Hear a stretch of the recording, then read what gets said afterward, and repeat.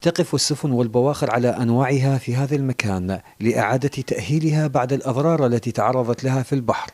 تقيم أنواع الأضرار وترفع بواسطة رافعات خاصة لهذا الغرض، ويستمر العمل بها عدة أيام فيما يعرف بالمسفن البحري.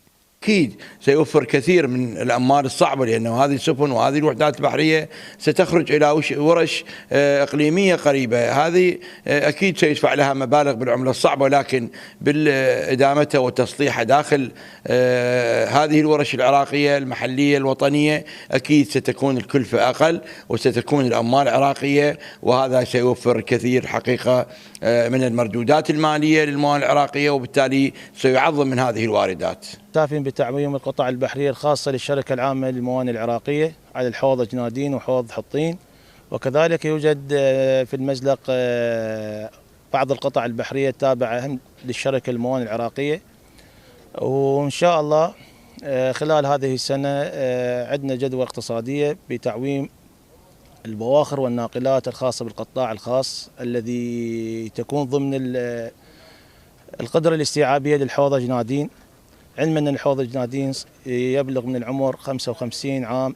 كوادر المسفن البحري من ذوي الاختصاص في اللحام والكهرباء والخراطة والتبريد وغيرها، ممن لديهم خبرة طويلة في هذه الأعمال التخصصية، حيث بدأ المسفن باستقبال السفن بأنواعها، ما يعني تعظيم واردات الموانئ الاقتصادية.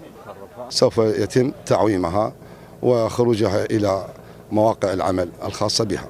طبعا الناقلة أجنبية تابعة للقطاع الخاص، وقامت عليها بعض الأعمال لصيانتها، وهي طبعا ناقلة قديمة بسنة 70 البناء مالها، وأعمال الصيانة هي تبديل وفحص منظومة الرفاس، وكذلك تبديل بعض القطع من البليت بعد إجراء قياس الثكنس وصبغها بالأصباغ البحرية الإيبوكسية. بتعويم الناقلة شميم في الحوض العام جنادين يكون ارتباط عملنا كوحدة برادة بسيطرة الحوض.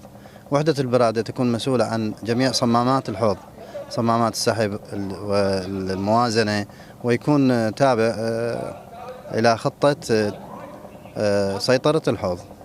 كوادرنا الحمد لله والشكر جاهزة من خلال عمليات الصيانة اللي نقوم بها على جميع الأنابيب والصمامات خلال عملية التسفين والتعويم، وأثناء يعني الحوض من يكون فارغ. بعد تسفين وتعويم القطع التابعة لشركة عامة لموانئ العراق وزوارق شركة ناقلات النفط وزوارق قيادة القوى البحرية، تم اليوم تعويم الناقلة شميم التابعة إلى القطاع الخاص بجهود من قسم المسافة والصناعات البحرية، وإن شاء الله عن قريب راح نصعد قطع عسكرية أخرى. والمسفن هو أحد أقسام شركة الموانئ العراقية التابعة لوزارة النقل، بدأ بالعمل منذ ثلاثينيات القرن الماضي وما زال، وكان مقتصر عمله على إعادة تأهيل البواخر التابعة للشركة فقط. أما اليوم فهو يستقبل كافة السفن التجارية والبحرية. لقناة سامراء الفضائية، ماجد الصقر، البصرة.